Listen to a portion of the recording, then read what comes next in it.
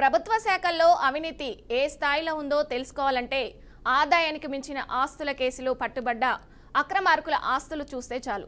అక్రమాలకు పాల్పడుతున్న వారిలో పట్టుబడుతున్న వారి సంఖ్య బహు స్వల్పమే. వారి నుంచి స్వాధీనం చేసుకుంటున్న సొమ్ము చూసి అధికారులే నోరెళ్లబెడుతున్నారు.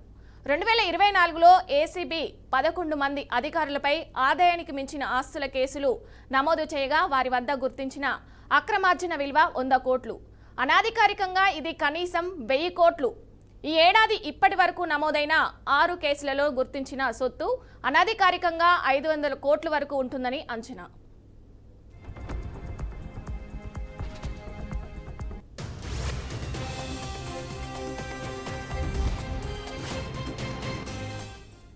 కొంతకాలంగా రాష్ట్రంలో అవినీతి నిరోధక శాఖ కొరడా గులిపిస్తుంది. రెడీ హ్యాండెడ్గా పట్టుకునే ట్రాప్ కేసులతో పాటు అడ్డగోలుగా కూడబెడుతున్న వారి గుట్టు మట్లు తెలుసుకొని ఆదాయానికి మించిన ఆస్తులపై కేసులు నమోదు చేసింది. గత ఏడాది 129 ట్రాప్, 11 ఆదాయానికి మించిన ఆస్తుల కేసులు నమోదు చేశారు.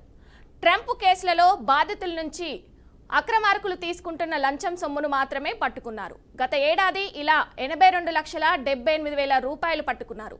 ఎవరైనా అధికారి అక్రమార్జనకు పాల్పడుతున్నట్లు అనుమానం ఉంటే వివరాలు ఆరా తీసి ఆకస్మికంగా సోదాలు నిర్వహిస్తున్నారు. ఆ అవినీతి అధికారి ఆస్తులను గుర్తిస్తున్నారు.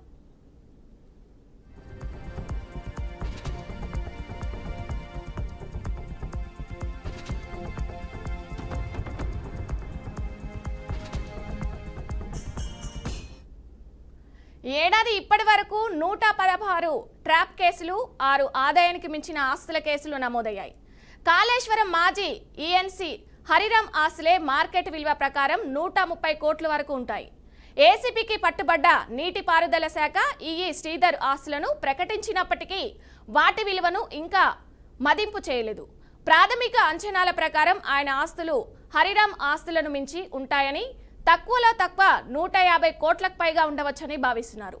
వరంగల్లో రవాణా శాఖ డిప్యూటీ కమిషనర్ పుప్పాల శ్రీనివాస్ పై ఆదాయానికి మించిన ఆస్తుల కేసు నమోదు చేయగా అధికారంగానే 4,78,767 గుర్తించారు.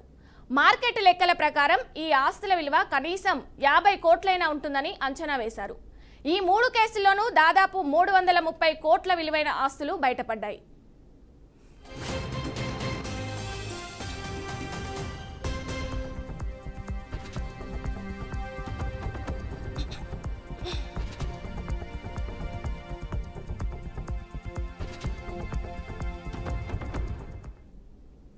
అభివృద్ధి పనులకు 100 కోట్లు ఖర్చు పెడుతుండటంతో ఆ పనుల బాధ్యతలు నిర్వర్తిస్తున్న అధికారులు తీసుకుంటున్న అమామ్యాల మొత్తం కూడా పెరిగిపోతున్నాయి.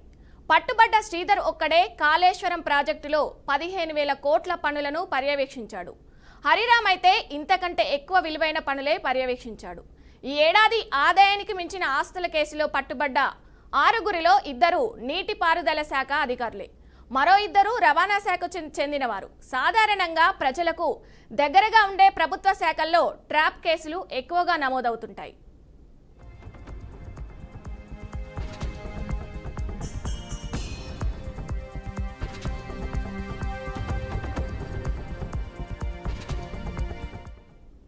ఈ ఏడాది ఇప్పటి వరకు పోలీస్ శాఖలోనే 20 మందిపై ట్రాప్ కేసులు నమోదయ్యాయి. వారికి అవినీతి రూపంలో దక్కేది లక్షల్లో ఉంటుందని అంచనా.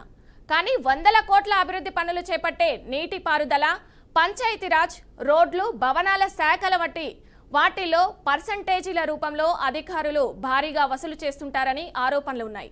అందుకే ఆయా శాఖలకు చెందిన అధికారులే ఎక్కువ ఆదాయానికి మించిన ఆస్తుల కేసులలో దొరుకుతుంటారు.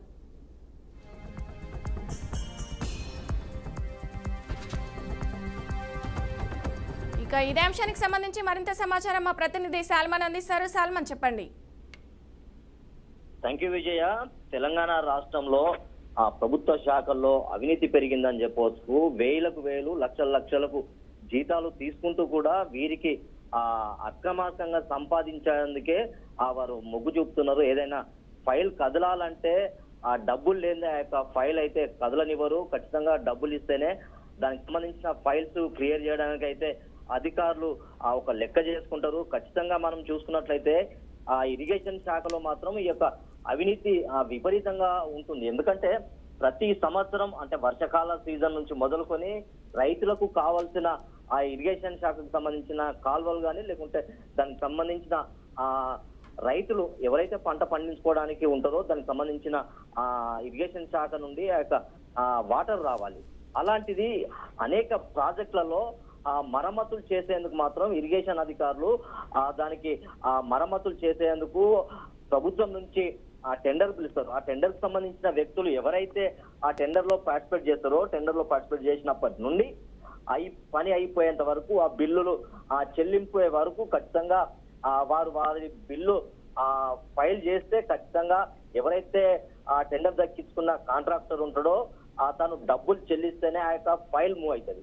అంటే ప్రభుత్వం పని చేసే వీరు వేలకు లక్షల జీతాలు తీసుకునే వీరే ఈ అక్రమార్కంగా ఆస్తులను కూడబెట్టడంలో దిట్టగా తయారవుతారు. ఎందుకంటే ఇరిగేషన్ శాఖలో వేల కోట్లతోటి ఆ యొక్క టెండర్ పనులు నిర్వహిస్తారు. మనం చూసుకున్నట్లయితే ఇటీవల శ్రీధర్ గాని అంతకు ముందు హరిరామ్ అంటే వీరు సుమారు ఆదాయానికి మించిన ఆస్తులు వీరి వద్ద ఉన్నాయని ఏసీబీ అధికారులు గుర్తించి వారిని ఏకకాలంలో సోదాలు చేస్తే వారి దగ్గర నుంచి వేల కోట్ల రూపాయలు నగదు రూపంలో కానీ లేకుంటే ఆస్తుల రూపంలో కానీ ఎక్కడెక్కడనో విల్లాలు అపార్ట్మెంట్స్ లేకుంటే అగ్రికల్చరల్ ల్యాండ్స్ ప్లాట్లు విపరీతంగా వారి పేర్ల మీదనే కాకుండా వారి యొక్క బంధువుల పేర్ల మీద కూడా ఈ యొక్క కొనుగోలు చేస్తారు.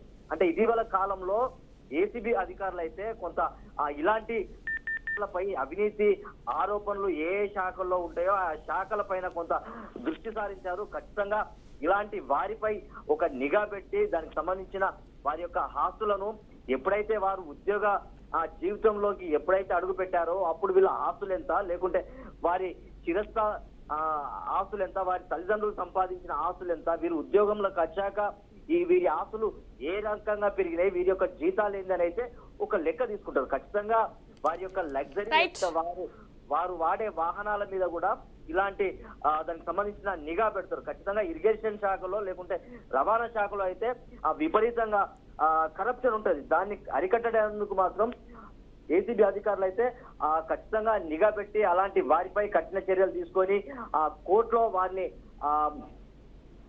హాజరుపరుస్తున్నారు. అలాంటి అవినీతి పరులను ఖచ్చితంగా ప్రభుత్వం కఠిన చర్యలు తీసుకోవాలని అయితే ప్రజల నుంచి అయితే డిమాండ్ వస్తుంది.